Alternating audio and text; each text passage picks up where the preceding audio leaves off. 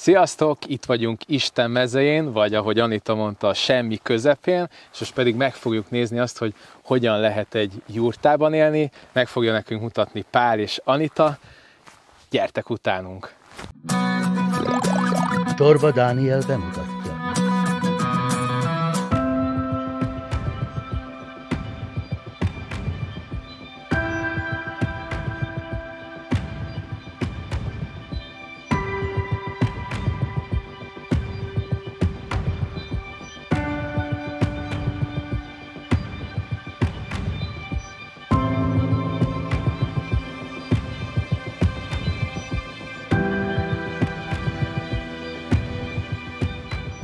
Köszönöm szépen, hogy eljöhettem hozzátok. Nézzük meg akkor, hogy mit is tartalmaz ez a hatalmas nagy birtok. Rendben, mi köszönjük, Dániel. Szervusz, üdvözlünk benneteket. Szióka. Gyertek. Na, ahogy így elnézem, itt iszonyat mennyiségű részből áll össze ez az egész terület, és már egyébként nem fogok elárulni olyan nagy titkot, hogy némi nemű csicset már volt, mielőtt bekapcsoltuk volna a kamerát, és egyrészt van egy ilyen nyári lakotok kívül, van egy jurtátok, és hogyha Andris egy kicsit arra elnéz, akkor további rengeteg típusú komplexum, aminek mindennek megvan a maga funkciója, illetve itt van egy saját folyó is, vagy egy kis patakocska, furtkút, és még meg annyi minden, úgyhogy nem tudom, szerintetek mivel kezdjük, mit nézzünk meg elsőként? Először ezt a területet fogjuk megnézni, amit úgy nevezünk, hogy ez a pesti oldal, mert itt dolgozunk. Aha. Mi ketté osztottuk a területünket, a másik oldal pedig a budai oldalunk. Az pedig arra található? A híd túloldalán, híd azt túloldalán. Később fogjuk majd megnézni, Aha. Először itt a rabszolgás oldalt fogjuk megtekinteni. Röviden, amiket körbenéztünk, az égtáj itt nálunk olyan, hogy borzasztó nagy a páratartalom, ezért szükségünk volt egy borzasztó természetellenes nejlon dologra, ez egy fóliának hívják az emberek, és ebbe termesztjük a paprikát meg a paradicsomot. Ez azért olyan nagyon érdekes, oda menjünk, nézzük meg, kezdjünk ezzel. Igen. Azért érdekes, mert -26 fokban nem fagyott meg, és ahonnan jövünk Alföldről, írtozatos mennyiségű pénzt költenek az emberek arra, hogy fűtsék a fóliáikat, és kipróbáltuk, hogy mi van a palántával -26 fokban, 1,5 méter mélyen. Wow. A valipininek hívják az eszkimók, vagy az indiánok, az indiánok, ez egy valipini. Aha. Valipali a helyiek szerint. Hogy ez egy valipali. És itt kell mindenki, ami aztán később kikerül ide a kertbe? És itt már látok paradicsomokat, illetve talán, hát nem tudom a többit. Most bent hagytunk egy-kétféle dolgot, nézzük meg, hogy mi van ott bent, hogy milyen jó kis dzsumbúj. Nem vagyok egy botanikus, úgyhogy lehet, hogy így dolgokra rá kell világítani, de hogy itt mik azok, amiket megtermeltek. Mert ez, ha jól látom, ez uborka, vagy valamilyen többféleség. Tökéletes. Ez egy uborka. Alapvetően az a lényeg, hogy kihasználjuk a helyet, és nem maradjon szabadon. És a különleges paradicsomokat az anya itt szétosztja, hogy ebből fogunk magokat. Van amerikai csíkos, van ananászparadicsom, ilyen paradicsom, olyan paradicsom, mindenfajta paradicsom. Igen, itt látok itt ilyen többméretű paradicsomokat. Igen, ez például egy bolgár ökörszív, de ott van mondjuk mellette egy ceglédi sárga, jászminpakolca. Igen, wow. Mert nagyon édes szájú gyerekeink vannak, és akkor így mindenféle formán. És akkor nem cukorral, formán. hanem ezzel. Igen. Azt mutassátok meg, légy szíves, hogy pontosan melyik van. Ez itt a ezt szoktam enni? Aha. Egy darabot letéphetek belőle? Csak hogy így megmutassam, hogy ez hogy néz ki.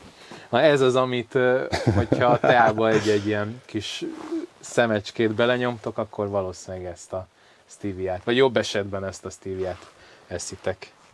Itt, hogyha jól emlékszem, még a legelején azt mondtad, hogy 1 kilométer 1 kilométer hosszú, nem a bekerített részünk, hanem a kert, nem volt kisebb, ekkora volt. Úgyhogy ezt lehetett megvenni, egy helyrajzi szám 1 kilométer hosszú. Látom, ez a mi déli lejtőnk, aha. És ezt végighúztuk gyümölcsfával. És a nagy terület, azért volt szükség a nagy területre, hogy a gabonaföldünk az benne legyen a kertbe. Mert egy kis kertbe is meg lehet termeszteni mindent, amire egy pártagú családnak szükség van, mondjuk egy 6 tagúnak már egy nagyobb kert kell, de a gabona, meg a kenyér. A saját kovászos kenyeret sütünk saját magunknak. És mekkora terület kell mondjuk mert ti 6-an vagytok, 4 gyerekkel, hogy mekkora terület kell ahhoz, hogy ezt kenyérrel el tudjatok ennyi embert látni? Hát minimum 1 hektár, ez 2 hektár, ami be lett kerítve. Wow. És jelen pillanatban 1000 négyzetmétert ültetünk be, tönköly búzával, és azt idén sikerült kézzel learatni. Wow. Kévébe kötni mind a nagyok.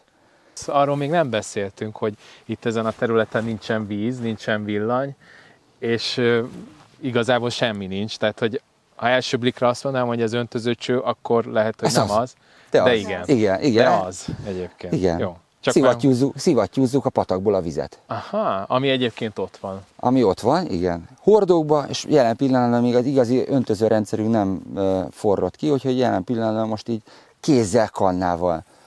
De nagyon sokszor ezen a területen így megsegít a rendszer, és most öntöznek. Igen. A központi öntözőrendszer működik, és ez a takarásos módszer, ez olyan, hogyha már a növény egy kicsit nagyobb, akkor egy hónapig is kibírja, és nem kell öntöznöd. Nagyon jó. Ez itt a paradicsom, egy csomóféle fajta, betakarítás, ez talicskával történik, nem kosárral megyünk, hanem talicskával fordulunk egy 5-6-szor. És az anya elrak egy ilyen turnusba egy 60-70-80 darab paradicsomos befőttet. És akkor úgy van, hogy ott kezdik az életüket, igen. Majd utána itt folytatják. Igen. És gyakorlatilag én nem tudnám felsorolni, az én szerepem az, hogy az iga húzó, én csinálok mindent, az anya meg tudja, hogy mi az, amit csinálni kell. És akkor itt van a következő nagy falat, mégpedig ez a fóliasátor. Igen. Már múltkor kaptam, hogy az aposomék fóliasátrát üvegháznak definiáltam, úgyhogy erre már ki vagyok hegyezve. És egy további paradicsomok, paprika, igen. Illetve, hát más nem nagyon látok itt, de lehet, hogy csak a... Padlizsán még a végén. Meg azt talán, nem, az is paprika. Igen. És akartam... ez? Gyökerét tesszük? Torma, barátom. Aha! Torma. Így néz ki egy torma levél. Hogyha így végignézek az egész tanyán, akkor azért feltűnt, hogy haszonállataitok nincsenek, úgyhogy ha jól sejtem, akkor ti már húst nem esztek.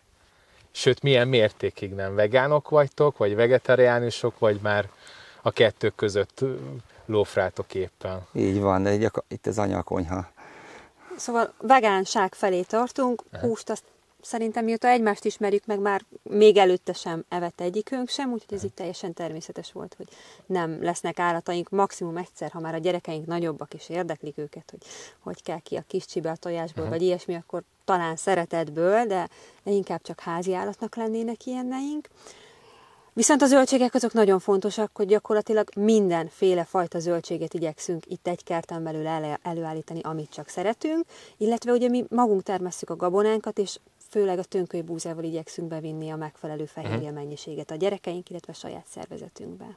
A történet. Nagyok úgy fogalmaznak, hogy nem mi leszünk attól többek, hanem az teszi ki magát veszélynek, aki eszi a húst. Hogy az válhat kevesebbé. De ezek sem szentírások. De mi a saját bőrünkön tapasztaltuk, tehát ez nem kerül pénzbe, hogy az ember kipróbálja, és egy pár hónap után, amikor így az agyát átállította az operációs rendszert, hogy az most már nem, akkor észreveszi, hogy olyan, mintha átfújna a szél, sokkal kevesebbet kell aludni. Itt első blikre, de lesz szerencsére elég messze van Andris, hogy teljesen belássa a néző is azt, hogy mit is látunk. Egy kicsit olyan tiritarka itt ez a rét, de hogy emögött is van tudatosság. Mi az? Így van.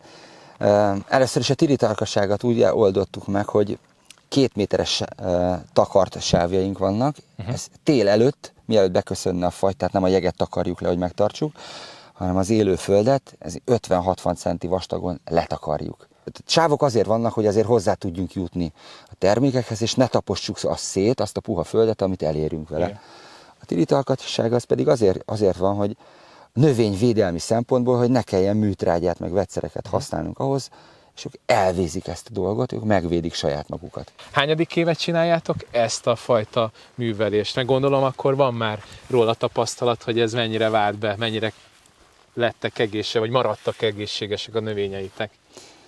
Ezt 10 éve próbáljuk csinálni, itt 3 éve vagyunk, de ezt folyamatosan tanuljuk, ugyanúgy, mint a legnagyobbak is. Most ilyen ősi dolgokat szednek elő az emberek, mert én úgy nőttem föl, hogy mindent kikapálunk, spárga mellett van húzva minden, itt csak a sárgarépa lehet, ott pedig valami más. Igen. És nagyon nehéz ezeket a dolgokat így letenni, de hogy hála Istennek van nő a világon, mert én az egyenes vagyok, ő meg a minden, keszekusza és kör. A növények önmagukban sokkal sebezhetőbbek, ha csak egyedül állnak. Ugye van, aminek mélyebbre nyúlik a gyökere, van, ami egészen fönt van, és csak icipici hajszálgyökerei vannak, van, amihez oda mennek a méhek, van, amihez nem, és ugye azért ültetjük őket ilyen csoportokba, egy ágyásban legalább 6 féle növénykultúra van, hogy legyen, ami fölhúzza a vizet azoknak, akik mondjuk kevesebbet kapnak, vagy nem érik el úgy, legyen, ami oda csalogatja a rovarokat, vagy éppen elűzi őket, mert például a káposztafélékhez elég gyakran büdöskét, zellert, hagymát ültetünk a közelükbe, hogy ne támadják meg őket. És azáltal igazából növényközösségeket hoznak létre, amiben vannak erősebbek, gyengébbek, magasabbak, alacsonyabbak, árnyékot adóak, és így élnek biztonságban, remélhetőleg boldogságban is. Most, hogy megnéztük az egész kertet, megmutatjátok nekünk a jurtátokat? Természetesen. Köszönjük.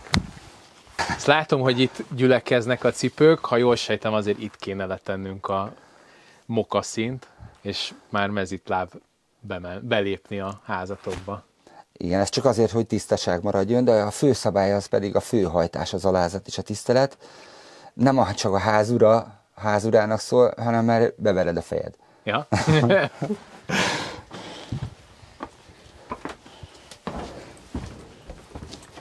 Pazar ez az egész. Hogyha jól emlékszem, azt mondtátok, hogy 8,6 méter, vagy 8,5 méter. 8,2 az átmérője, igen. Tehát egy olyan 50-60 négyzetméterben vagyunk képen. Ki lehet számolni, hogy... És még sem erre sem mentünk el, de már rögtön, nyilván mondjuk ekkora területen nem nagy kunst kiszúrni, de egy csomó, hát egyrészt egy nagyon aranyos dolgot, itt később, itt a konyha mögöttünk, itt a fürdőtök, és a nagyon aranyos, ez nekem, ami nagyon tetszik, az a Maci, aki ott néz, gondolom az ott a gyerekszoba, ez lehet a gyerekeknek a része. És az egész közepén maga a tűzrakóhely, ami milyen tűz? Ez valamilyen speciális történet? Látom, hogy cserépkályha-szerűség lenne. Csikókályha a neve, lehet rajta főzni is, meg meleget is ad. Aha. Mi egyébként az autentikus, meg gondolom azért az eredeti jurtákban nem cserépkályha volt, mert ha elhordták, meg gondolom ennek az egyik alap pozitív tulajdonsága, hogy bármikor el tudod vinni és odébb állni, de egy cserépkályhánál ez nem így van. Vagy fölépítettek egyet a közepén, és akkor tovább mentek, vagy mi volt a történet?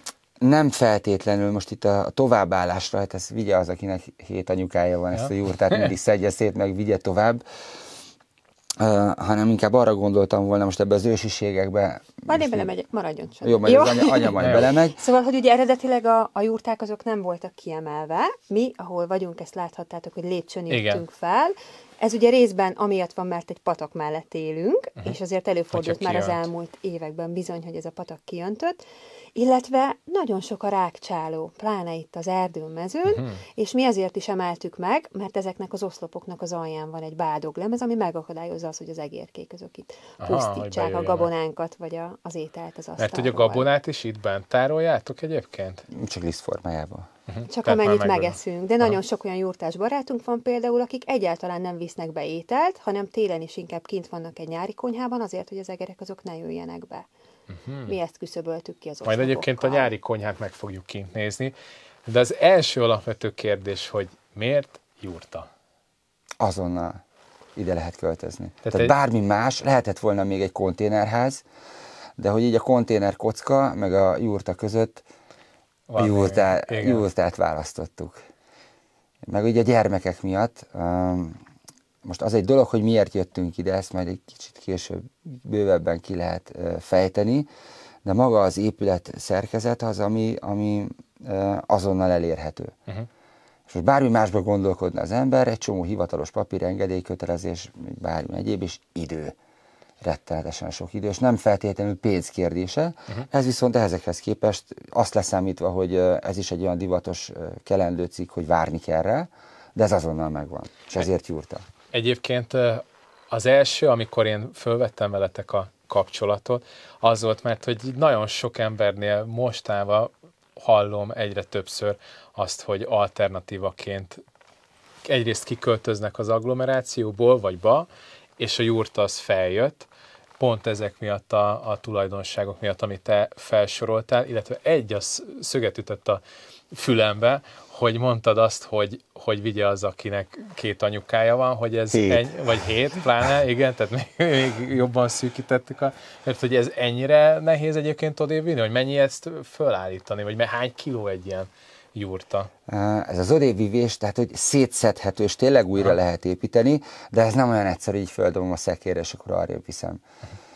Több emberes, és 2 napos felállítás. Meg lehet oldani 1 nap alatt is, de hogy azért, hogy ez így, ahogyan ez áll, ebben az alappal, 1 hétig készítettem az alapot, a dobogót hozzá, hogy ez így legyen. Maga a jurta szerkezetének a felállítása, az Lego, az nem egy nagy bonyolult dolog, de ahhoz is több ember kell, és nem árt, hogyha az ember már csinált az előtt ilyet.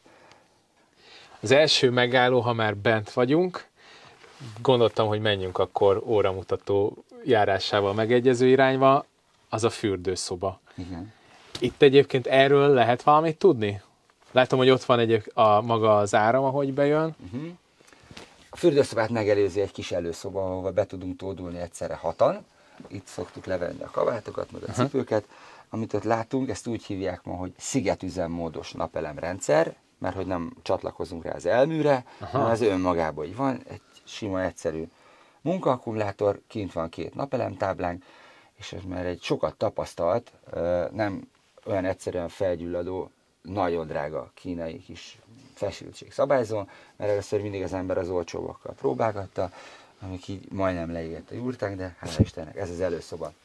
Ez egy fürdőszoba, egy borzasztó fontos alkatrésszel van, ez egy komposzt WC. Aha, hogy itt belül is van WC. Igen, ez egy komposzt hogy kint WC. is volt. Igen, mert ugye van 4 gyerekünk, akik nem biztos, hogy az éjszaka közepén is ki akarnak menni. Meg anyukájuk is.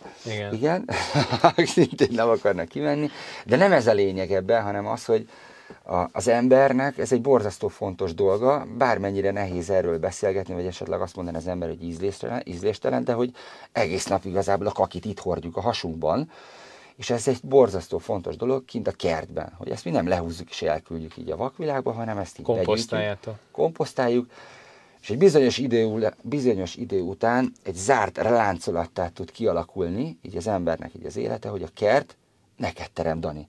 Hogy ő megtanul téged, és az összes olyan dolog, amire neked szükséged van, ami kijön belőled, ő lekódol téged, hogy mire van neked szükséged.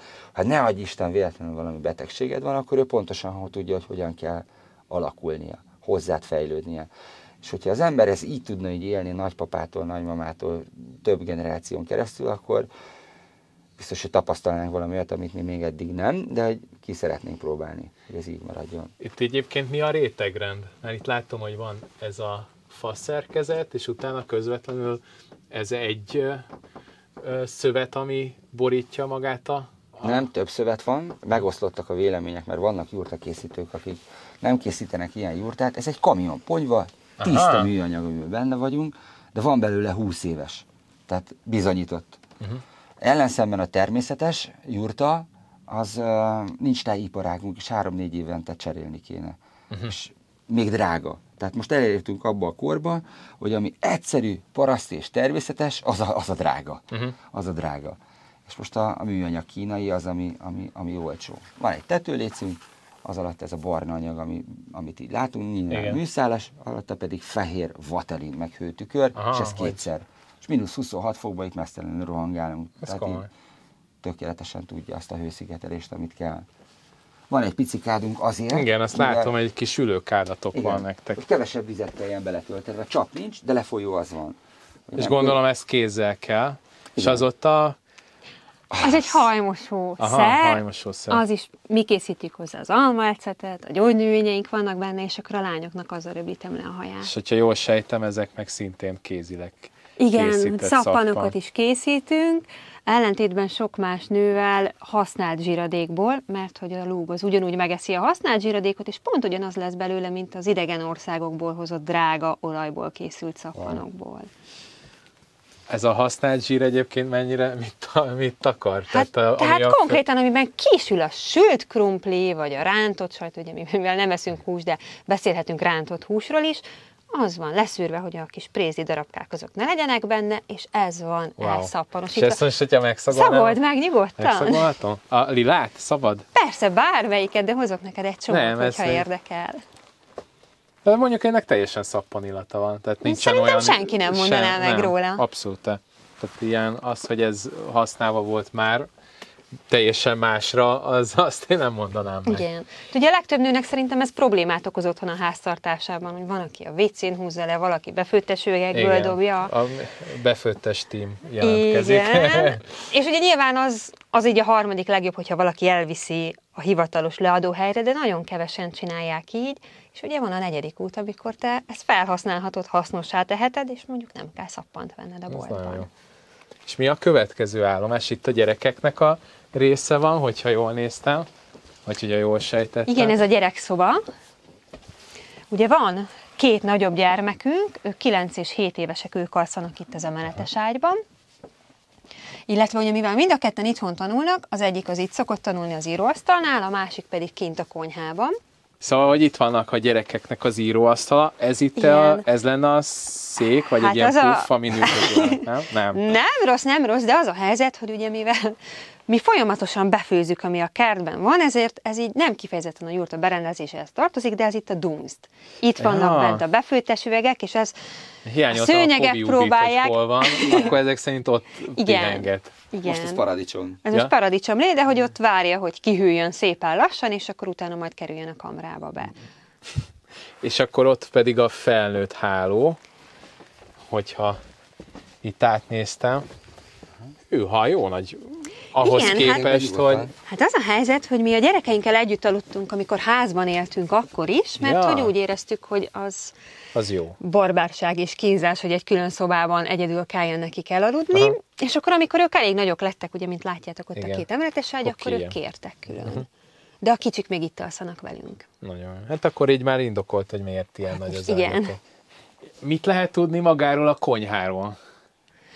Azon kívül, hogy itt készülnek az ételek, meg itt éljük a családi életünket, ugye egy jurtába konyhát készíteni azért az nem egy egyszerű dolog, mert hogy a szabványos bútorok azok nem éppen ide passzolnak. Ezt a pultot, ezt például a férjem csinálta félkör alakúra, hogy akkor az úgy pont a keregére tolható legyen. Ja, itt látom is a derékszöget, ami utána igen, ami eredetileg olyan volt a lap, amiből készült. Illetve nagyon sok praktikus dolga van egy jurtának. Például, ha megnézed, akkor a fedőket, azokat oda be lehet szúrni, de ugyanígy szoktuk a kabátokat is felakaszgatni. Kalapokat láttam itt fölrakva, egyébként betűzve. Illetve el szoktam mondani, hogy amikor még a gyerekeink kicsik voltak, és mondjuk nyűgösek, vagy veszekedtek, akkor csináltunk velük olyat is, hogy megfogtuk őket a lábfejüknél fogva, és ide beakasztottuk. Nyilván csak pár másodpercre, amíg meg nem nyugszanak, de ki lehetett őket lendíteni. És ezt látom, hogy ti gázos tűzhelyet használtok? Ez itt a legnagyobb luxus cikkünk, mert hogy kint főzünk a nyári konyhában a sparhelten, meg ugye befőzünk az üstön, meg melegítjük a télidőben a kályhán és a fürdővizet, meg van, hogy ott is főzünk, de amikor a 4 gyerek éhes, és mondjuk nagyon sok a dolog, akkor bizony én itt főzök ezen, mert sokkal gyorsabb. És pont azt nézem, hogyha majd kinézel a kamerával, hogy rá lehet látni a kis patakra, illetve magára a nyári konyhára, úgyhogy ennél szebb kilátást bizony, meg az erdőre is, hogy mikor bent vagyunk télen, és nem a nyári konyhában, akkor én itt szoktam mosogatni a gáztűzhelyen, azon melegítem meg a vajlingban a vizet, és azért is lett pont ide téve a jurta, és pont ide a konyha, hogy mosogatás közben így ne a falat kelljen néznem, hanem az erdőt. Igen, ez nagyon szép. A jurta az egy otthon, de már előtte beszélgettünk pár szót ezekről, hogy ez sokkal tovább mutat. Hogy elmondanád azokat a pontjait, amik ezeket alátámasztja?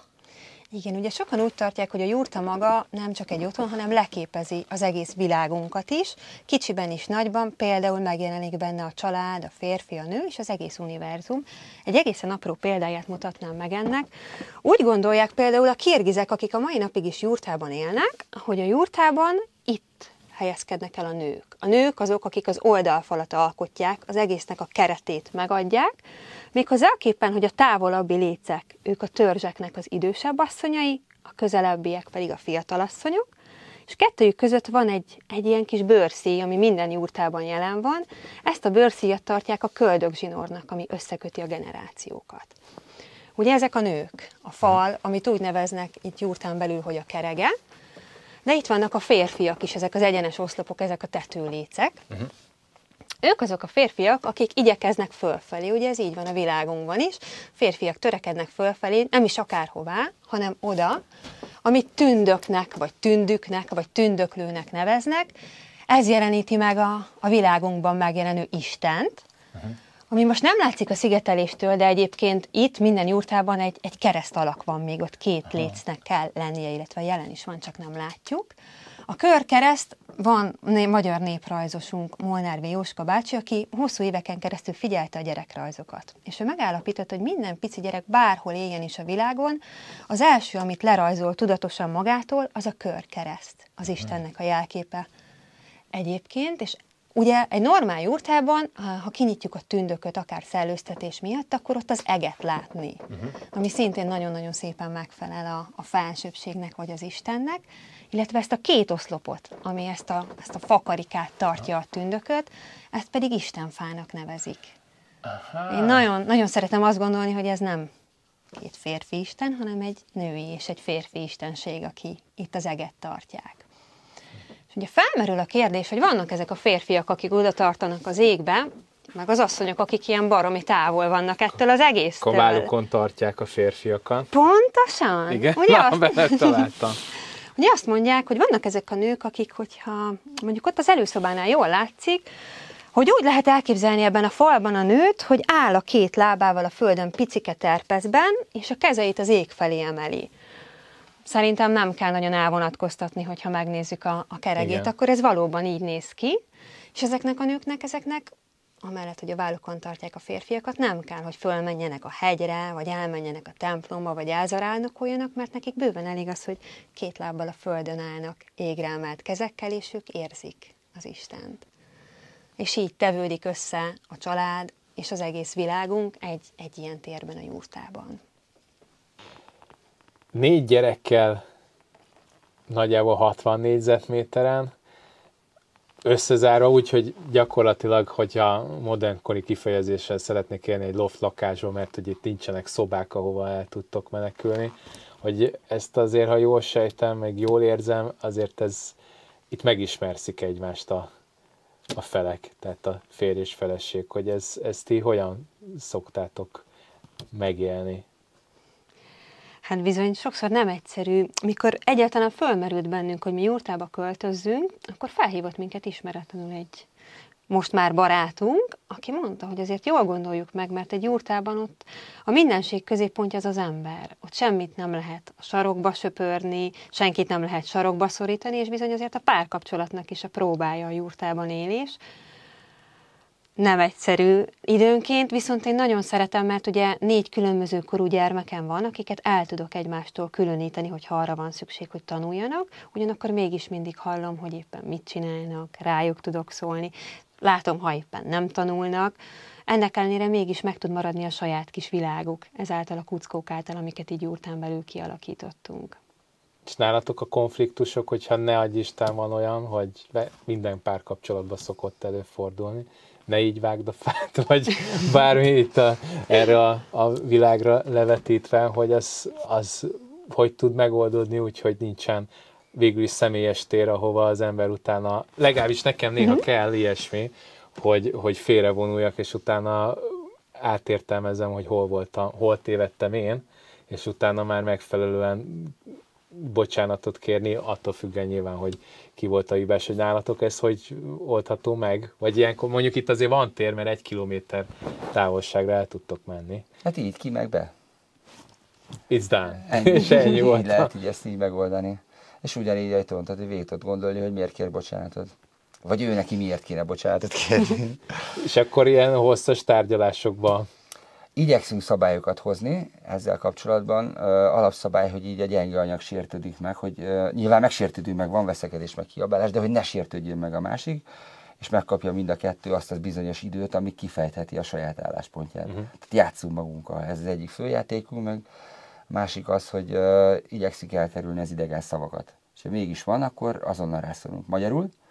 Hogyha valaki azt látja, hogy jurtában éltek, akkor valószínűleg az első gondolatai azok negatív irányba fognak elmenni, és mondjuk az, hogy miért lehet rossz. De én azt gondolom, inkább fordítsuk meg az egész dolgot, és beszéljünk arról, hogy miért jó itt élni. Hát például gyereket nevelni szerintem nagyon jó jurtában.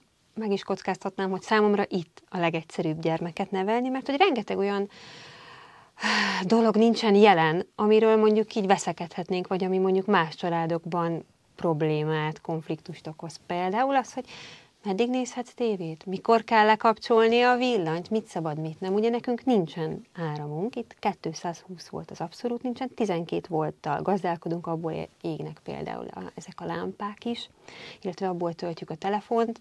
Igyekszünk például arra is figyelni, hogy a gyerekek jobban alszanak, hogyha nem éri közvetlenül fény az arcukat lefekvés előtt egy órával. Nálunk például, ha megnézitek, akkor a hálószobában nincs fény, nincs világítás, csak itt a konyhában, meg ahol tanulnak. Úgyhogy lefektetni a gyerekeket egészen könnyű egy jurtában. Nem vitatkozunk arról, hogy hány mesét nézhetnek meg, hány mesét nem, mert nincsen televíziónk. Csak esti mesés könyvek vannak, illetve van diafilm, amit még így szoktunk nekik esténként vetíteni. Szóval tudjátok kivetíteni, mondjuk? Szekrény hátulja. Ja, tényleg az Ágyban. ott egyenesen. Néztem, hogy nem túl sok sík felület van itt bent. Igen. Az a plazma rendszer ott. Illetve nem kell azon gondolkozni, hogy melyik számítógépes játékot vegyetek meg neki bent. Ezek sincsenek. Bizony, viszont sokkal kreatívabbak a gyerekeink, rendkívül találékonyak. Tényleg, mint amikor a pici gyerekek egy sima bottal is eljátszanak, ők most már így a botokból a mindent is ki tudják találni. És mikkel szoktak egyébként játszani ezekkel az alapokkal, mint hogy bújócska, fogócska, meg ilyesmi, vagy vannak ilyen speciálisok, amik mondjuk annak köszönhetően, hogy viszonylag kevesebb eszköz áll a rendelkezésükre arra, hogy ezeket, hogy valamivel játszanak, ezért kitalálnak új módszereket, nem tudom, ahogy mondtad, például botokra, vagy ilyesmi. Például most, ami nálunk így ezen a nyáron sláger, az a tutajozás. Van egy picike tó, és akkor a legkülönbözőbb csónakokat, tutajokat építették egész nyáron, hogy ők mivel tudjanak ráereszkedni a vízre, vagy a lendülő kötelezés. Ja, a pataknak lengőzés. helyenként borzasztó magas a partja. És akkor kicsik, nagyok felváltva a kis szigetre, innen-oda-onnan ide együtt külön lendülgetnek. Ugye a lányok azok főznek mindenből, minden lövényt leszednek, mindenféle régi fazekat elhasználnak, de a 3 éves fiunkat tegnap is elnéztem, ott vannak kint ilyen baromi nagy kupacba fák összerakva, ő fölmászott a tetejükre, és akkor így brümmögött, és játszotta, hogy most a repülőgéppel hova megy. És mennyire tudjátok őket bevonni így a hétköznapjaitokba, mármint úgy, hogy segítség? Mert még nagyon kicsik, vagy viszonylag kicsik, tehát 9, 7, 5, 3, hogyha... Igen. 3-5-7-9 prímekkel. Kötelezőszerűen be is vonjuk, tehát van kötelező munkavégzés, amit el kell, hogy végezzenek, mert amit szeret, az nem munka.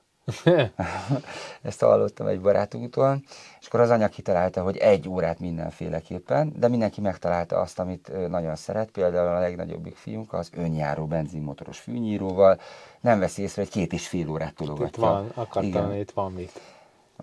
És megpróbáljuk megtalálni a határt, hogy szeresse. Tehát a tanítás is, és minden egyéb dolog úgy történik, hogy nem menjünk az agyára egyfelől, és nem kötelező, hanem hogy mi az, amit ki tudnánk belőle hozni. Nyilván szöges ellentétben a jelenlegi oktatási rendszerrel, de annak is eleget teszünk, hogy azért azt is tudják, az brahiból.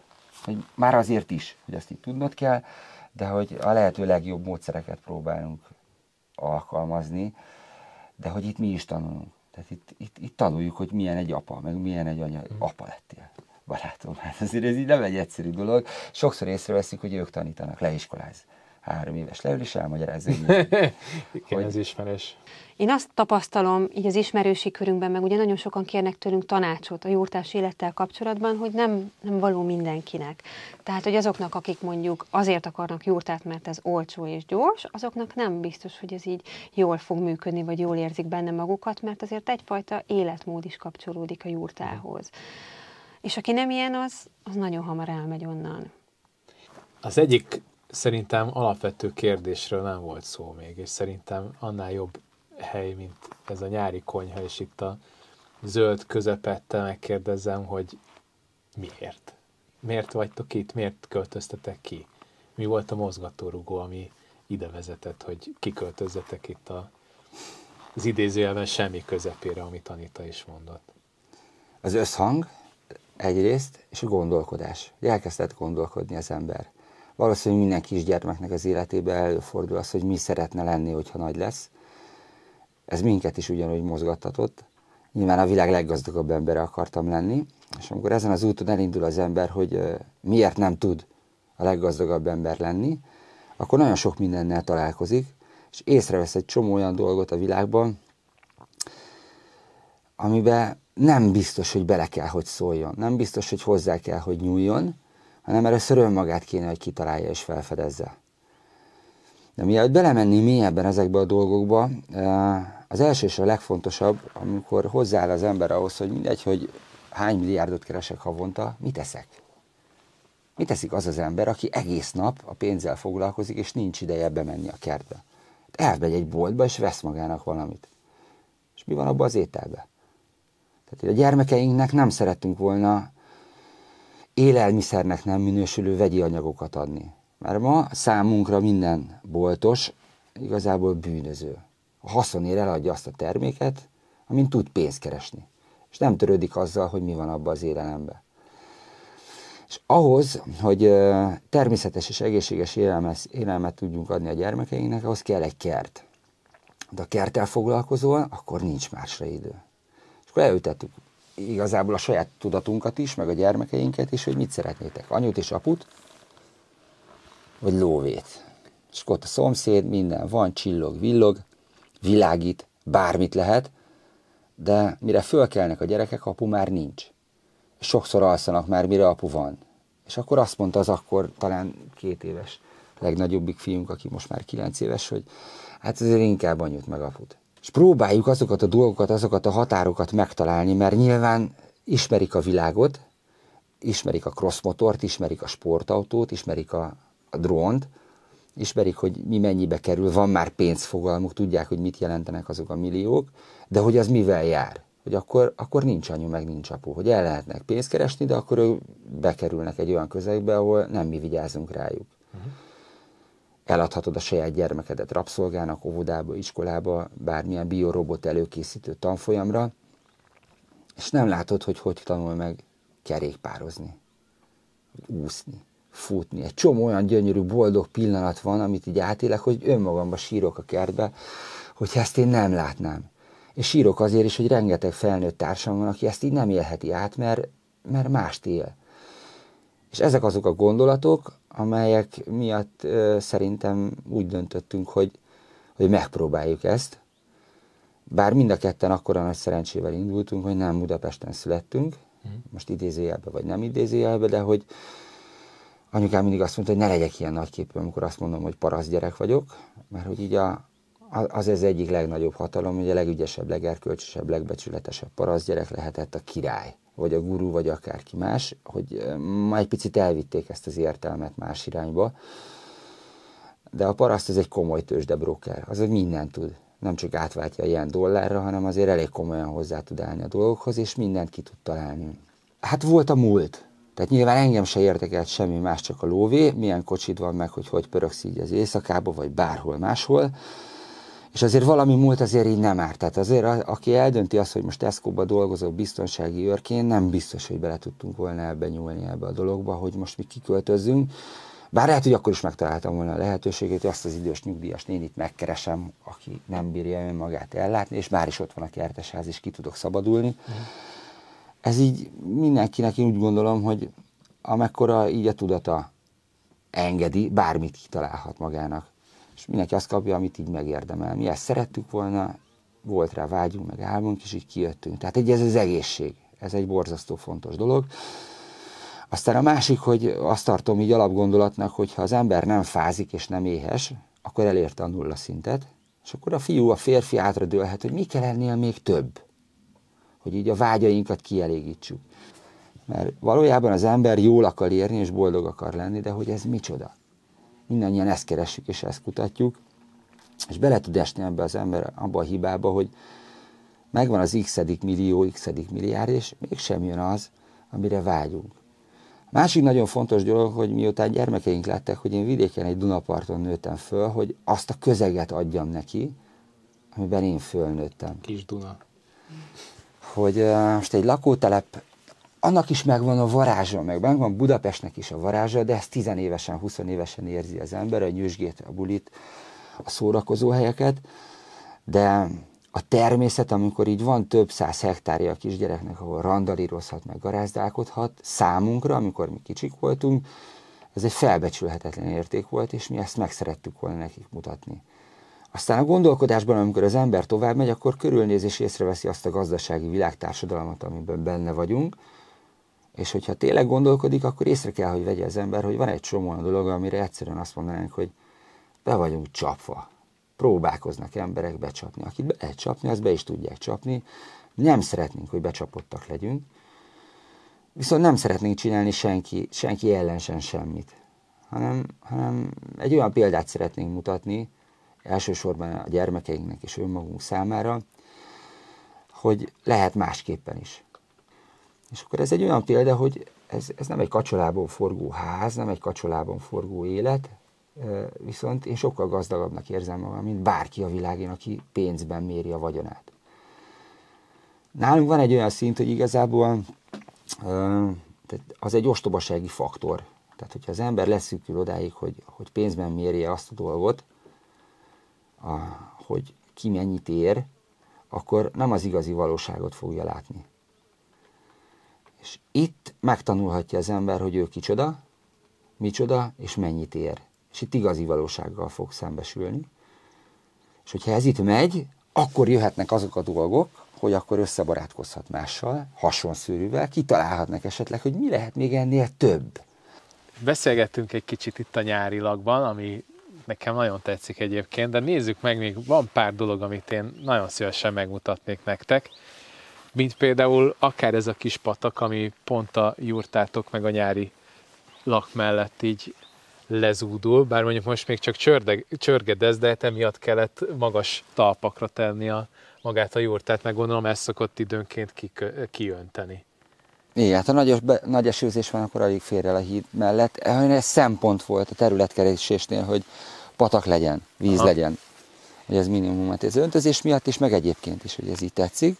És most fogunk átkelni Budára. Igen, a pesti ami, oldalról. hogyha jól tudom, akkor Anitának ez volt amiben beleszeretett, és ami miatt ide jöttetek, mert hogy ez a terület az.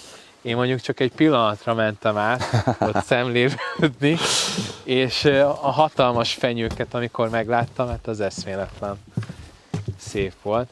Hogyha jól érzem, akkor ez itt a demarkációs vonal, tehát itt van már a következő telek, és ott pedig van egy pumpálós kút. Igen. Némi libikóka. Igen. Fészek a nyugágy. És merre van a forrásotok? Ösvény. Itt az ösvényt kell követni. Ennél jobb játszótér nem is kell. Arra is van még, de hogy ez egy ilyen vízi csúszdapark gyakorlatilag, egy tutajjal és egy lengővel. Így szoktak a gyerekek hűsölni, amikor egy kicsit melegebb az idő? Igen, most ez a kedvenc helyük. Mindig vannak éppen aktuális állomásaik, van, amikor ugye a forrásnak, meg a pataknak az összefolyója, de nem olyan régen takarítottuk ki a tavat, mert hogy ugye folyamatosan küzdünk sokszor az elemekkel, és például ugye itt nád szokta benőni, és emiatt miután ez így bezöldül, akkor a gyerekek nem tudják megközelíteni, és pont miattuk lett kitakarítva, hogy akkor itt is tudjanak játszani. Ez mennyi idő volt ezt véghez vinni? Mert így csak a saját kerti munkáimból tudok kiindulni, hogy ez nem egy egynapos meló. A tó vagy a lekaszálás? Hát a tónak a rendbetétele. Ez mennyi hetek? Vagy egy-két hét? Egy nap alatt megvan. Tényleg? De azért, csak mert hogy hívtunk önkénteseket. Ja, hogy egy nap alatt megvan 30 ember. Úgy oké. Nem, a karbantartás, tehát amikor a fenntarthatóság az egy nap alatt megvan, de maga a kitakarítás az így barátokkal történt egy nap alatt. Na, így már igen. Van rá igény a társadalmi munkára. Csobog itt a patak, vagy a forrás a fülünkbe. Gyakorlatilag ezen YouTube-on milliómosok az emberek, akik ilyen csobogásokat feltesznek ide. Itt meg csak leülsz, és akkor lehet olvasgatni, meg így elnyúlni, meg gondolkodni. Ez azért van. Magának ennek a YouTube résznek is itt van a vége, de lehet, hogy lesz egyébként folytatás. Erről majd később fogunk beszélni. Hogyha tetszett nektek, akkor iratkozzatok fel a csatornára, és nyomjatok a felfelé mutató hüvelykújra. Pál, nagyon szépen köszönöm, és Anita, hogy megmutattátok nekünk ezt az ingatlant, vagy ezt az egész területet, nem is ingatlant, ezt az egész életformát, meg gondolatvilágot, amit képviseltek. Úgyhogy még egyszer nagyon szépen köszönöm, hogy köszönjük, hogy itt voltál, köszönjük szépen. Én is köszönöm. Köszönöm szépen. Neked forró a flow, neked füled beragad a szó, neked